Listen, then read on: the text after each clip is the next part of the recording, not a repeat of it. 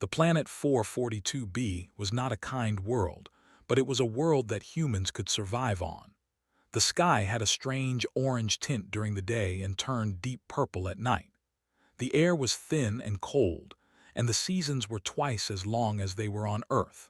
But the soil was rich and the water was clean, and that was enough for the 3,000 settlers who called this place home. The colony was named New Haven. It sat in a wide green valley between two mountain ranges that blocked the worst of the planet's violent storms. The settlers had built their homes from local stone and imported steel.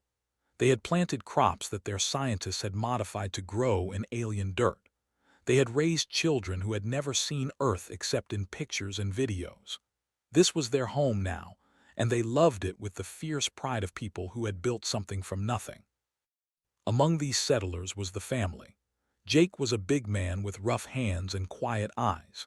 He had served 20 years in the Earth Defense Corps as a combat engineer before he retired and brought his family to the frontier. He had seen enough war to last several lifetimes, and all he wanted now was to raise cattle and watch his children grow up in peace. His wife Molly had been a field medic during the Martian border conflicts.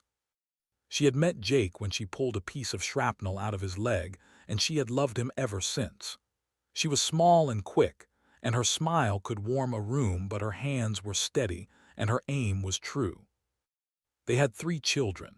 Sam was 14 years old and already as tall as his mother. He had his father's calm nature and his mother's sharp mind. He spent his free time reading old military manuals and taking apart machines to see how they worked. Was 12 and she had fire in her blood. She was competitive and stubborn, and she never backed down from a challenge. Little Danny was only 8, but he was growing fast.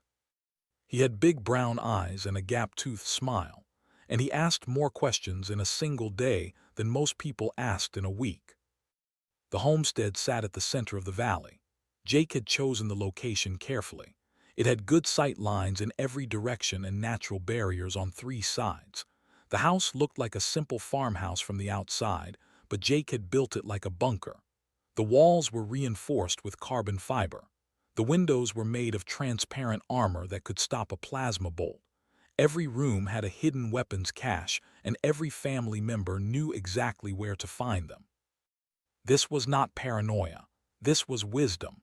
The frontier was dangerous, and they knew that better than most. The Empire had claimed the system long before humans arrived. They had filed the paperwork with the Galactic Council and planted their flags on a few moons, but they had never actually settled the planets. They did not farm. They did not build. They simply claimed territory and expected the universe to respect their claims.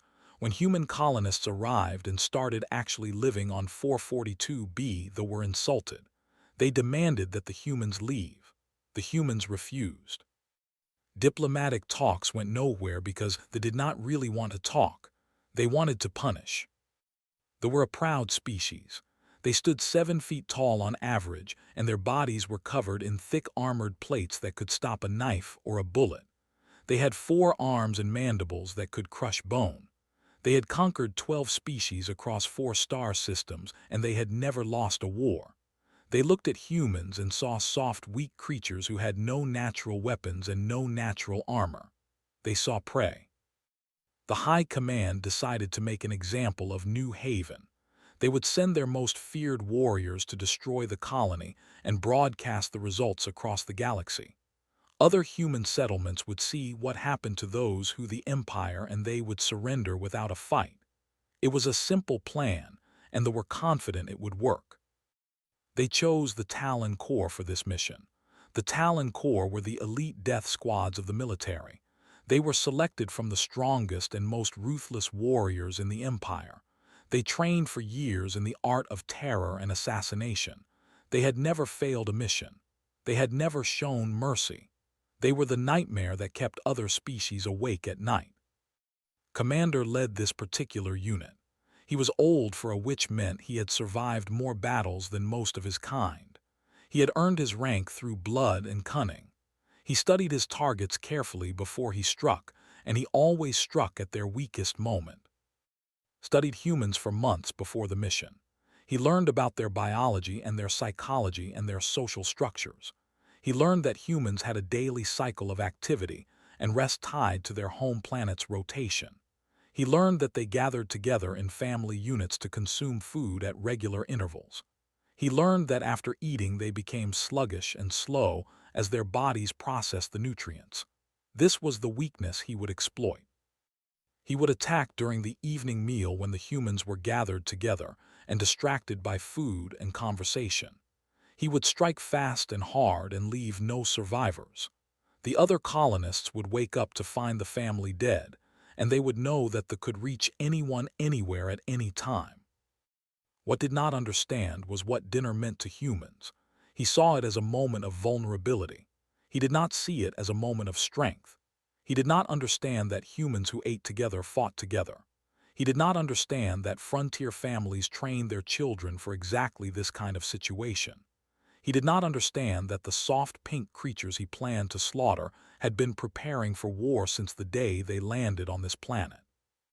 The evening sun was setting over the valley as the Talon Corps moved into position around the homestead. 60 warriors in full combat armor crept through the tall grass and the scattered trees. Their weapons were charged and ready. Their mandibles clicked softly in anticipation.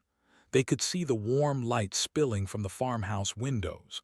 They could hear the faint sound of voices and laughter. Inside the house, the family sat down to dinner. Molly had made roast beef with mashed potatoes and gravy. There was fresh bread and green beans from the garden and a pitcher of cold milk for the children. Jake said a short blessing, and then everyone started to eat. They talked about their day and their plans for tomorrow. Sam mentioned a project he was working on for school, complained about a boy who kept bothering her in class. Danny asked if he could have a puppy. It was a normal evening, a peaceful evening, the kind of evening that the had worked so hard to build. Outside in the darkness, 60 alien killers prepared to take it all away. They had no idea what they were walking into. Commander raised his upper right arm and gave the signal. His warriors began to move forward in perfect silence. They had trained for this moment for years. Every step was calculated. Every breath was controlled. They flowed through the darkness like shadows with sharp edges. The farmhouse was 200 meters away. Could see the family through the windows. The big male was cutting meat on his plate. The small female was passing a bowl to one of the children. The young ones were eating and talking and paying no attention to the world outside. It was exactly as he had predicted. Humans were creatures of habit and comfort. They built their little nests and they filled them with warmth and light, and they forgot that the universe was dark and cold and full of predators. 50 meters now. The Talon Corps spread out to surround the house. 4 warriors moved to cover the back door. 6 more took positions near the windows. The rest prepared to breach the front entrance. Wanted this to be fast and brutal. He wanted the other colonists to find bodies torn apart and walls painted with blood. Fear was a weapon and he intended to use it well.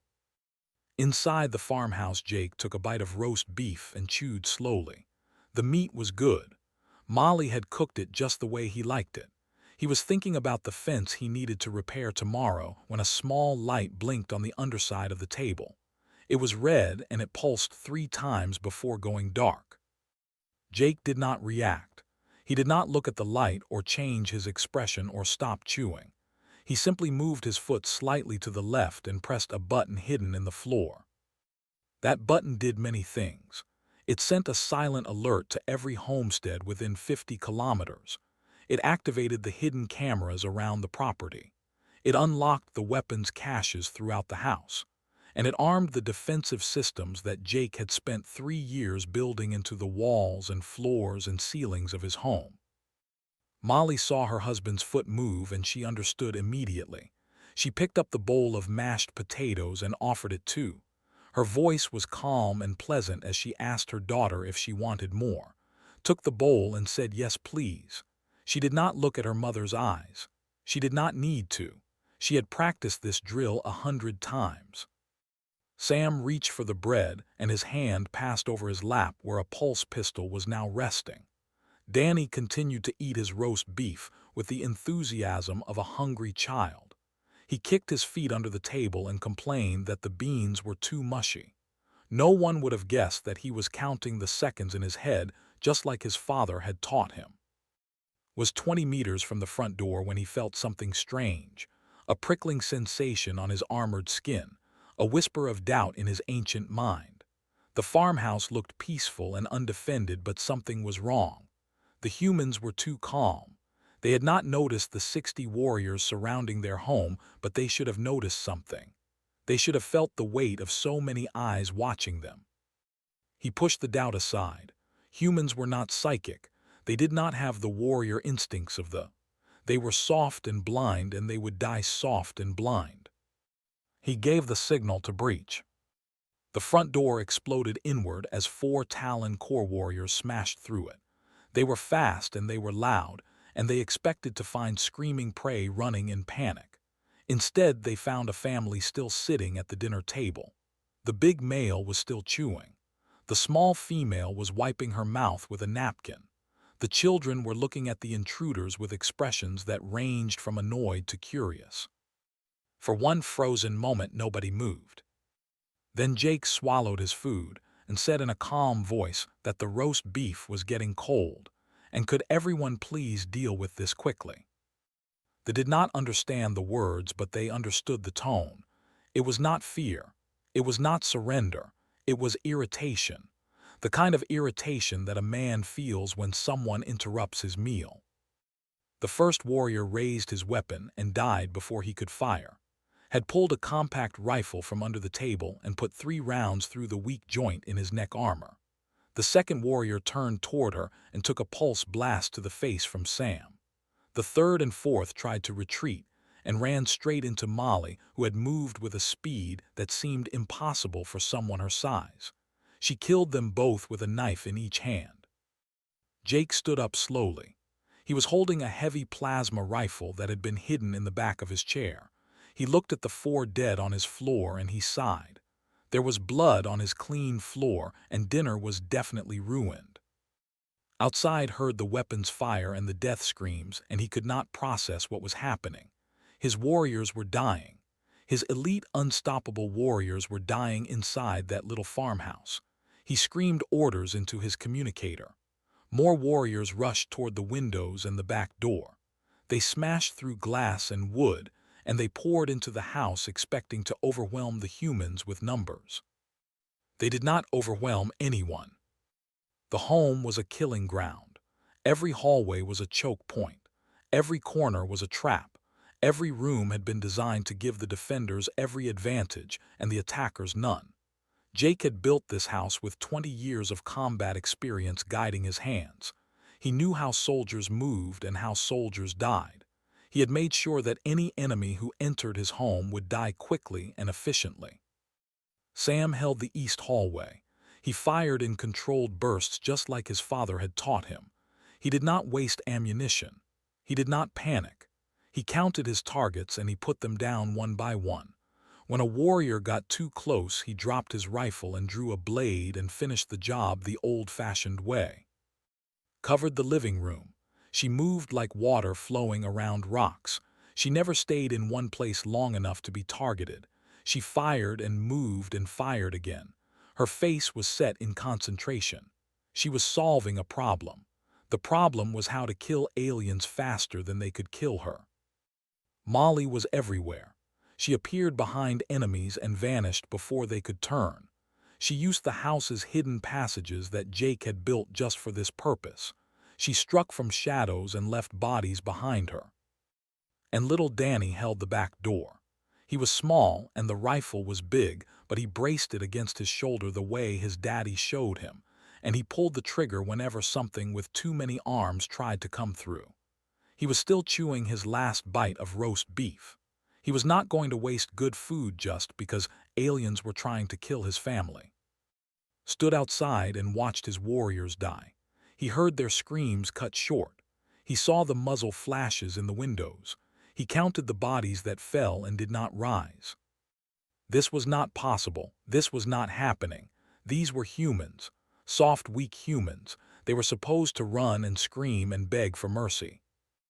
They were not supposed to fight back while complaining about cold gravy. The battle inside the farmhouse lasted 11 minutes. In those 11 minutes, the Talon Corps lost 32 warriors. They were the finest soldiers the Empire had ever produced, and they died like insects being swatted by an annoyed hand. They were not weak. They were apex predators from a world where everything tried to kill everything else. Their armored bodies could survive falls and impacts that would turn a human into paste. Their forearms could wield weapons with terrifying coordination. Their reflexes were 3 times faster than any human. They had evolved to hunt and kill and dominate. They had never encountered anything they could not destroy. Until tonight. The problem was not strength or speed or firepower. The problem was that humans did not fight the way prey was supposed to fight. Prey ran, prey hid, prey screamed and begged and died with fear in its eyes. Humans did none of these things. Humans fought back with cold efficiency, and they did it while making casual conversation. Jake moved through his house like a ghost made of violence. He knew every creak in the floorboards and every shadow in the corners. He could hear the coming before they arrived. He could feel their heavy footsteps through the walls. He met them at doorways and intersections, and he put them down with single shots to the places where their armor was thin. He did not waste energy on anger or fear. He simply did what needed to be done. Molly appeared beside him as he reloaded. She handed him a fresh power cell, and he nodded his thanks. They had been married for 16 years, and they could communicate without words. She pointed to the ceiling, and he understood. There were enemies on the roof trying to cut their way in. He moved to deal with them while she slipped away to check on the children. Sam had taken a hit. A plasma bolt had grazed his left arm, and the flesh was burned and bleeding. He had wrapped it with a strip of cloth torn from his shirt, and he kept fighting. His father had taught him that pain was just information.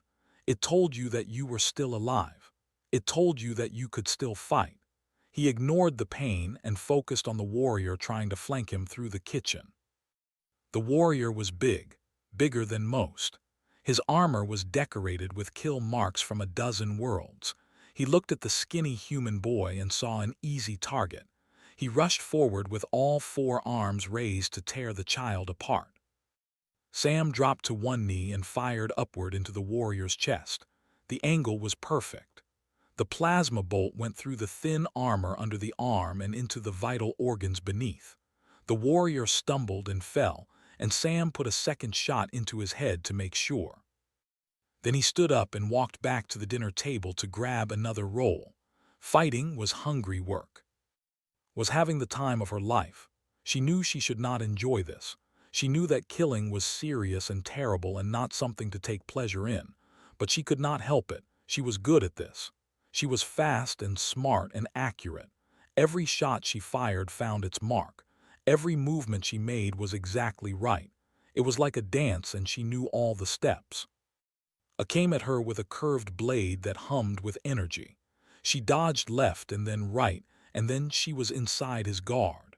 Her knife found the gap in his neck armor, and he collapsed with a wet, gurgling sound. She pulled the knife free and looked for her next target. Her mother appeared beside her. Molly's face was spattered with dark alien blood, but her eyes were calm. She asked if she was hurt, said no. Molly nodded and told her to watch the windows. More were coming. Danny was still at the back door. 3 bodies lay in front of him. He had stopped counting after the first 2. His arms were tired from holding the heavy rifle, but he did not put it down. He could hear his father's voice in his head telling him that a soldier never abandoned his post. A 4th appeared in the doorway. This one was cautious. He had seen his comrades die, and he knew that something dangerous was waiting inside. He peeked around the corner and saw a small human child with a weapon too big for his body. He smiled. At least this one would be easy. He stepped into the doorway and raised his weapon. Danny shot him in the knee. The warrior screamed and fell. Danny shot him again in the chest. The warrior stopped screaming. Danny turned back to the table and grabbed his glass of milk. He took a long drink. Fighting made him thirsty. Outside Commander was trying to understand what had gone wrong. He had lost more than half his force in less than 15 minutes. His elite warriors were being slaughtered by a family of farmers. Every tactic he tried failed. Every approach he ordered ended in death. The humans were not panicking. They were not making mistakes. They were fighting with a discipline that matched or exceeded his own warriors. And they were doing it while talking about homework and puppies and whether the gravy had gotten cold. Had studied humans for months. He had read their history and analyzed their biology and learned their psychology. But he had missed something important. He had focused on their weaknesses and ignored their strengths. He had seen their soft bodies and assumed they were soft inside as well. He had not understood that humans were survivors. They had clawed their way up from the mud of there. They had conquered every environment their planet could throw at them. They had spread across the stars not because they were strong, but because they refused to die. And now that refusal was being demonstrated very clearly to the Talon Corps. Jake finished with the warriors on the roof and dropped back into the living room. He checked his family. Molly was fine. Sam was wounded but functional. Danny was drinking milk and complaining that they were out of bread. The house was quiet except for the soft groans of dying. Jake looked at the bodies scattered across his floor. He counted them. 26 inside the house, probably more outside. He had built this home to protect his family. Tonight it had done exactly that. Molly appeared beside him. She was reloading her weapons with quick practiced movements. She asked him how many were left outside. Jake checked the camera feeds on his wrist display. He counted 17 still moving. The rest were dead or dying in the grass around the house. He smiled. This was almost over. But he knew that the real work was about to begin. Killing the attackers was just the first step.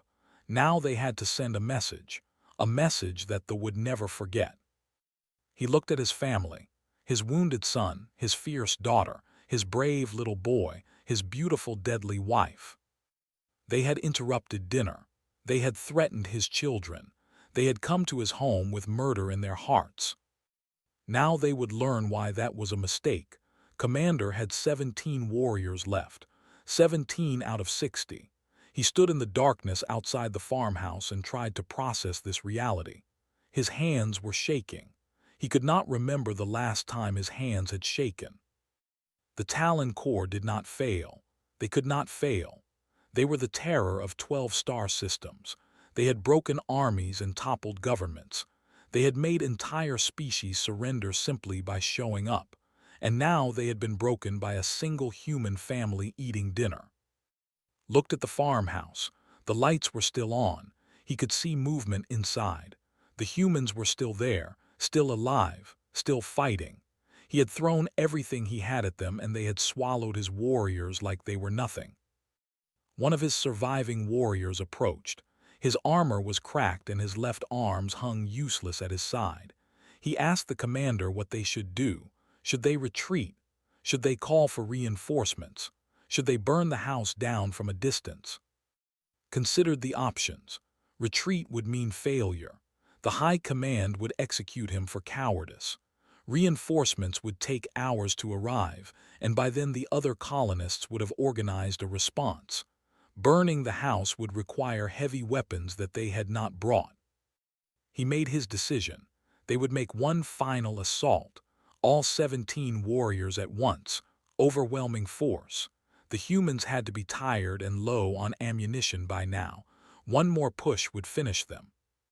He gathered his remaining warriors and gave them their orders. They would attack from all sides at the same time. No hesitation. No mercy. Kill everything that moved. The warriors acknowledged. They spread out around the house. They checked their weapons. They prepared themselves for glory or death. Inside the farmhouse, Jake watched them on his cameras. He saw them taking positions. He saw them preparing for a final charge. He smiled and called his family together. They gathered in the living room. Sam's arm was properly bandaged now, had wiped the blood from her face. Danny had finished his milk and was looking for something else to drink. Molly was calm and ready as always. Jake told them the plan. They were coming in force. This would be their last attempt. The family would hold their positions and cut them down as they came through the doors and windows. Sam would take the kitchen, would cover the bedrooms. Molly would handle the back of the house. Danny would stay in the living room with Jake.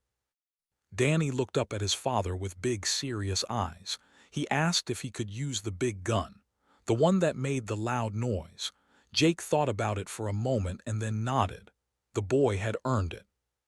He handed Danny a plasma launcher that was almost as big as the child holding it. Danny's face lit up with joy. He promised to make every shot count. They attacked. 17 warriors crashed through windows and doors in perfect coordination. They fired their weapons and screamed their battle cries and expected to overwhelm the exhausted humans with sheer violence. The exhausted humans were not exhausted at all. Sam dropped 3 warriors in the kitchen before they could take 2 steps. His shots were precise and lethal. He had learned to shoot by practicing on targets that moved and ducked and tried to avoid being hit. They were much bigger and much slower than those targets. They were easy. Killed 4 in the hallway leading to the bedrooms. She used the corners and doorways to create angles that they could not match. Their big bodies got in each other's way. Their 4 arms tangled together. She picked them apart one by one. Molly eliminated 5 at the back of the house. She was a shadow with knives. She struck from unexpected angles and vanished before they could respond. The warriors died without ever seeing what killed them. And in the living room, Danny got to use the big gun. He fired the plasma launcher at a cluster of 4 warriors who were trying to push through the front door. The blast lit up the night like a small sun. When the light faded, there was nothing left of the warriors except scattered armor plates and the smell of burning flesh. Danny laughed. He said that was cool. He asked if he could do it again. Jake told him maybe later. Right now, they needed to deal with the survivors. There were 3 left, 3 out of 60. They huddled together in the grass outside the house. Their weapons were empty. Their armor was cracked. Their spirits were broken. They looked at the farmhouse and saw not a building but a monster that had eaten their entire squad. Commander was one of the 3. He stared at the farmhouse and tried to understand what had happened. He had sent death squads after human families before. He had watched those families run and scream and die. He had never seen anything like this. He had never imagined anything like this. The front door of the farmhouse opened. The big human male stepped out. He was holding a weapon, but he was not pointing it at anyone. Behind him came the rest of the family. The female, the teenagers, the small child still holding the plasma launcher like a toy. Jake looked at the 3 surviving. He could kill them easily. 1 shot each and it would be over. But he did not shoot. He had something else in mind. He spoke in their language. He had learned it years ago during the war. He told them to go home. He told them to report what they had seen. He told them to deliver a message to their high command. The message was simple. Humans protect their families. Humans do not run from threats. Humans do not surrender to bullies. And humans train their children to fight from the moment they can walk. Listened to the words and felt something he had never felt before. Fear. True deep fear. Not of the man standing in front of him. Not of the weapons or the warriors or the house that had killed so many of his soldiers. He was afraid of the children. The boy who had held a door against multiple warriors. The girl who had moved like a hunting predator. The child who had fired a plasma launcher and laughed with joy. Humans called their young ones cubs, had used that word as an insult. Soft, helpless cubs who needed protection. But now he understood the terrible truth. Human cubs were not helpless. Human cubs were trained killers. Human cubs were weapons that grew stronger every year. What would these children become when they were adults? What would their children become?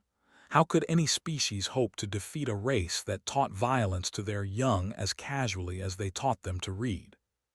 turned and ran. His two surviving warriors ran with him. They ran into the darkness and they did not look back. Behind them, the family watched them go. Jake put his arm around Molly. Sam and leaned against each other. Danny asked when they could finish dinner. The night was quiet. The battle was over. And somewhere in the darkness, three warriors were running home with a story that would change their empire forever. Commander and his two surviving warriors reached their shuttle at dawn. They had run through the night without stopping. They had heard sounds in the darkness behind them. Human voices, human laughter. The colonists from the neighboring homesteads had gathered in the forest with hunting rifles and grim faces. They had let the three pass. They wanted survivors to tell the story. The shuttle lifted off and broke atmosphere, sat in the pilot's seat and stared at nothing. His hands still worked the controls, but his mind was somewhere else. He was back at the farmhouse watching his warriors die. He was looking at the human child holding a plasma launcher and laughing. The two warriors behind him were silent. They had no words for what they had experienced. Their entire understanding of the universe had been shattered in a single night. They were Talon Corps. They were the deadliest soldiers the Empire had ever produced, and they had been broken by a farming family during dinner. 3 days later, the shuttle docked with the command station orbiting 442B, walked through the corridors with his head held high. He would not show shame. He would report what happened and accept whatever punishment came. But first, the High Command would hear the truth. The High Command was waiting in the war room. 7 of the most powerful military leaders in the Empire sat around a curved table. Their faces were hard and angry. They had expected a triumphant report. They had expected recordings of human families begging for mercy. They had expected the first step in the conquest of human space. Instead, they got, alone, with only 2 warriors behind him. The Supreme Commander demanded an explanation. Where were the other 57 warriors? Where were the recordings of the massacre? Where was the proof that the Empire could crush any resistance? Told them the truth. He told them about the farmhouse that was built like a fortress. He told them about the family that fought like soldiers. He told them about the children who killed without hesitation or mercy. He told them about the dinner that had swallowed 60 elite warriors and asked for seconds. The High Command did not believe him. They accused him of cowardice. They accused him of lies. They demanded evidence that such a thing was possible. Had evidence. He had the recordings from his helmet camera. He had the tactical data from the squad network. He showed them everything. The war room was silent as the recordings played. The High Command watched Talon Corps warriors breach the farmhouse and die within seconds. They watched a human child hold a doorway against multiple attackers. They watched a human female move through shadows like death itself. They watched a small boy fire a plasma launcher and laugh with joy. When the recordings ended, nobody spoke for a long time. Finally, the Supreme Commander asked the question that everyone was thinking. How could this happen? How could humans fight like this? How could their children be so dangerous? Had thought about this question during the long journey home. He had analyzed everything he knew about humans and tried to find an answer. He believed he had found one. Humans were not apex predators. They had not evolved on a world where they were the strongest or the fastest or the deadliest. They had evolved on a world where everything was trying to kill them. Their planet was covered with predators and parasites and natural disasters. Their own bodies were fragile and weak. They should have gone extinct millions of years ago. But they did not go extinct. They survived. They adapted. They learned to use tools and weapons and teamwork to overcome their weakness. They learned to fight smarter instead of fighting stronger. They learned to pass those skills to their children so that each generation was more dangerous than the last. They had made a terrible mistake. They had looked at humans and seen soft bodies. They had assumed that soft bodies meant soft spirits. They had not understood that humans had spent millions of years learning to survive despite their soft bodies. They had not understood that humans were survivors first and everything else second. The Supreme Commander listened to this explanation. He looked at the recordings again. He looked at the small human child holding the plasma launcher. He looked at the fierce determination in the eyes of the human parents. Then he gave an order. The Empire would withdraw its claim to the system. All military operations against human colonies would be suspended immediately. Diplomatic channels would be reopened, and they would approach the negotiations with respect. The other members of the High Command protested. They argued that one battle did not prove anything. They argued that the Empire could not show weakness. They argued that humans were still inferior and could still be conquered. The Supreme Commander silenced them with a look. He told them to watch the recording one more time.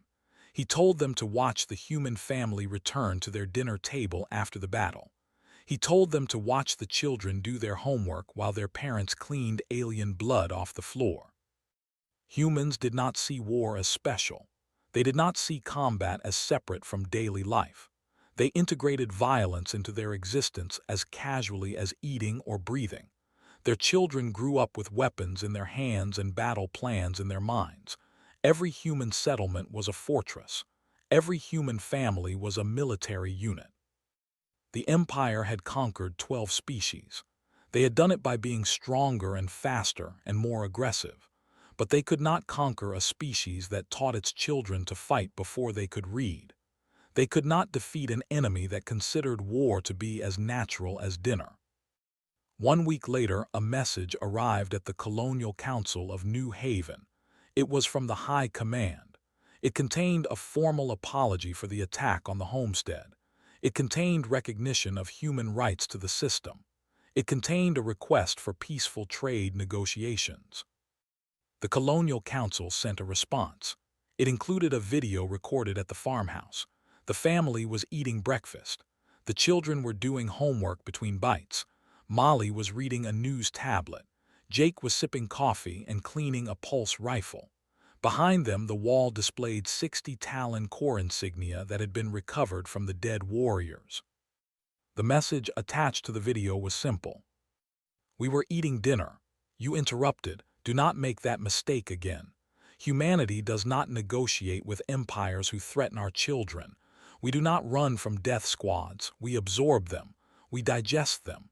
And we move on to dessert. The next time you send soldiers to our world, send more. Send enough that it might actually be interesting.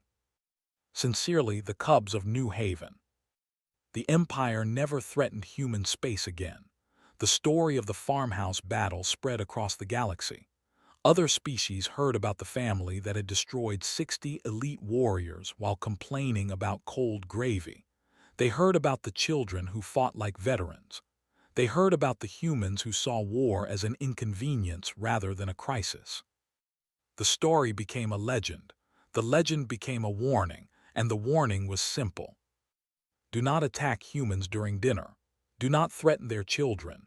Do not assume that soft bodies mean soft spirits. Because humans had clawed their way up from the mud of there. They had conquered every challenge their planet could throw at them. They had spread across the stars and built homes on alien worlds, and they would destroy anyone who tried to take those homes away. Jake went back to farming. Molly went back to cooking. Salmon went back to school. Danny got his puppy. Life on 442B continued as it always had. Peaceful, quiet, ordinary. But every homestead kept its weapons clean. Every family practiced its drills. And every child knew that dinner time was sacred. Because humans protect what they love. No matter what.